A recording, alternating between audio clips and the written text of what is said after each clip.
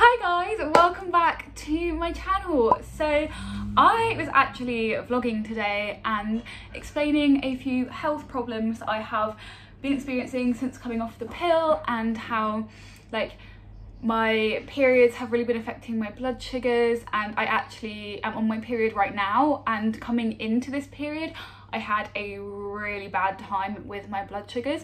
So I thought I would actually just film a whole separate video all about periods with diabetes and managing your blood sugars around your menstrual cycle, because man, it is tricky. And also kind of explain what's going on with your body and why these blood sugar swings are happening, and also provide a few tips of things that you can do to help avoid a massive roller coaster when you're on your period.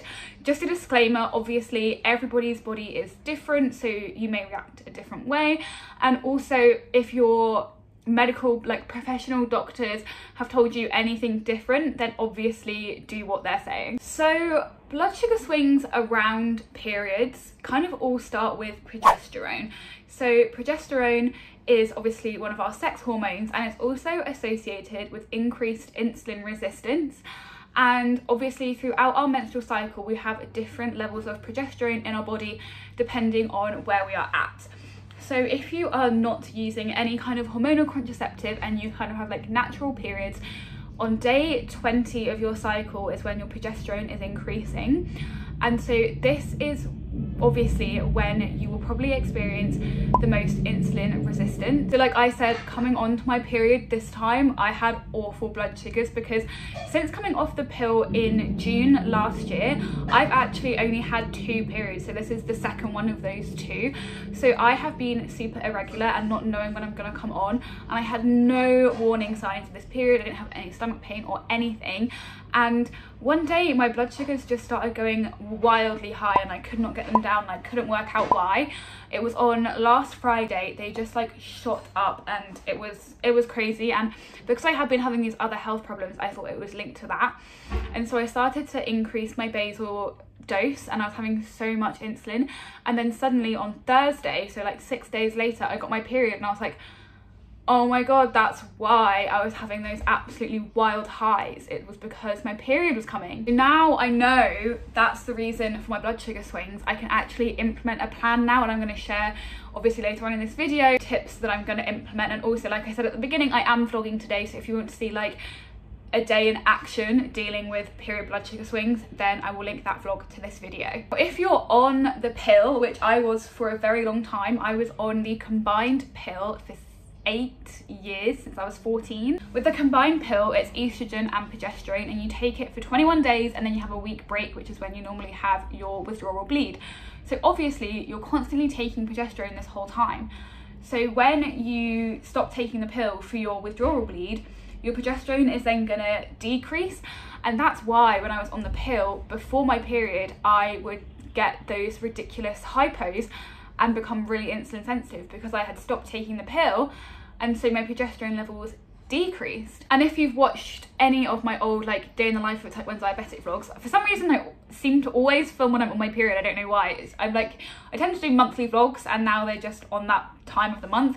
But I would always have this really annoying transition period before and after, where from a week before my period started, I would get really insulin sensitive, have loads of hypos, have to reduce my basal insulin, and then from just before my period stopped, maybe as my period stopped, my insulin resistance would then go back to normal as I started taking the contraceptive pill again for the next cycle. And then I'd have annoying high blood sugars while I then got my basal insulin back to my normal levels. And then on kind of another side of it, if you're on the progesterone only pill, this is usually taken every single day with no break, and so you don't have a period. And this means that obviously your insulin sensitivity is probably quite a lot reduced while you're on the progesterone only contraceptive pill. And so if you ever did decide to come off it or off the combined pill, your insulin resistance is likely to go absolutely wild. You might suddenly become really insulin sensitive or insulin resistant, depending on which pill you're coming off of. And I think this is something that we really need to be educated on a lot more as diabetics who have a menstrual cycle. it's something that's really important, and something that I had no idea when I was going to come off the pill that it would do all of this to my blood sugars. And I think we need to be made more aware of it, whether we're on the pill or not, that changes to our hormonal contraception can have absolutely wild effects on our blood sugars. Like I said, now that I am off the pill, my insulin resistance patterns have completely flipped, and I was so unprepared for that because I had no idea about progesterone and insulin resistance at all. So yeah, if you're thinking of coming off the pill as a diabetic, I really hope this video can help you and just pre-prepare you for any of that. And also coming onto periods and coming off of periods as a diabetic, I'm hoping I can provide a few tips for you to manage that better. So one thing that is really important if you have periods, and especially if you have regular periods, is to track them. So then you can, first of all, as you track your periods, you can write down patterns that happen with your blood sugars when your insulin resistance starts to increase or decrease coming onto your period and coming off of your period. And once you've seen patterns, you can then create a plan so that if you are having a regular 28-day period, for example, on day 21 your insulin resistance increases, then the next time it comes around, when you're on day 20, you can think, tomorrow's day 21, normally my insulin resistance increases, I'm going to start increasing my basal insulin now.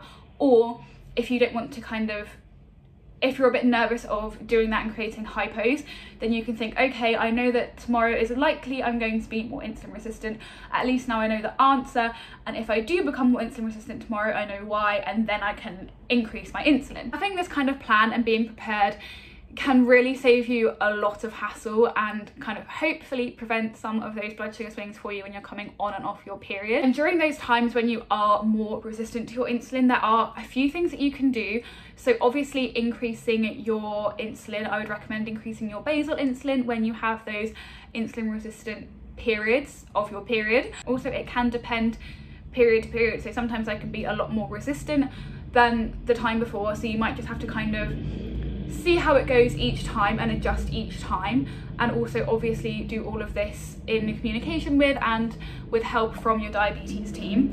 But increasing your basal insulin, upping your amount of activity, so like getting more walks in, doing more steps throughout the day, making sure you kind of stick to some form of exercise routine as much as you can will really help with your insulin resistance. And also just drinking a lot of water or sugar-free liquids is so helpful for flushing it all through and just, yeah, avoiding as many high blood sugars as possible. But yeah, dealing with this insulin resistance and kind of increasing and decreasing your basal at like different periods is something that can be really hard, especially if you are on insulin injections like I am. I think it would be so much more handy if you're on an insulin pump, because you can kind of take it hour by hour throughout the day, and if you notice that your basal dose that you've your basal rate that you have chosen for that day isn't working, you can then just literally change it there and then for the rest of the day you'll be fine. Whereas if you're on an insulin injection, so you do 2 a day, once you've done that morning Levemir injection, you can't take it back. You can add more, but you can't take any away. And that is kind of one of the reasons why I am considering getting an insulin pump, because of those monthly swings. But I'm gonna wait for a few more periods now that I'm off the pill and see what happens, and if I find it more manageable now that I'm off the pill. But yeah, I think if you really struggle with these monthly period swings, talking to your diabetes team about the possibility of a pump could be something that might be really helpful for you. And then I also mentioned this in the vlog that I'm filming today, that I am currently eating slightly lower carb than normal just while my insulin resistance is increased. Right now so it's weird, so these health problems have increased my insulin resistance, but the point that I'm at now on my period has slightly decreased my insulin resistance, but not as much as it had increased by. So I'm not as resistant as I was pre-period, but I'm also more resistant than I was before I got ill. But while I'm having this insulin resistance period, I'm deciding to eat slightly lower carb just at lunch and dinner, so I'm still having a high carb breakfast and that kind of thing. And I will never eat low carb, but just having medium carb as opposed to my normal high carb. And I think that's something that I might start introducing every time I'm coming up to my period and get more insulin resistant, is just reducing my carbs slightly to help with those high blood sugars and avoid them as much as I can. Yeah, those are kind of all of the tips I have for managing blood sugar swings on your period. I know it's actually so hard because it's like a temporary change in your body, and I hate having to make temporary changes to my diabetes management. I'm like, can you not just be the same all the time? But please let me know in the comments any tips and advice you have managing your blood sugars around your periods, and also your experience, because I think as a subtopic of diabetes, it's not really spoken about a lot because it's like gross or whatever, and so I think a lot of people feel alone with these struggles, or are just uneducated about what is going on with their body. So I would love it if you guys could share your experience and any advice you have, because I think it's something that needs to be spoken about a lot more, especially in like medical clinics. Like, periods aren't gross. Like, I think it's something that we need to talk about. But for now, that is it for this video. I hope you guys enjoyed it. I hope you all have a fantastic day, and I will see you in the next one.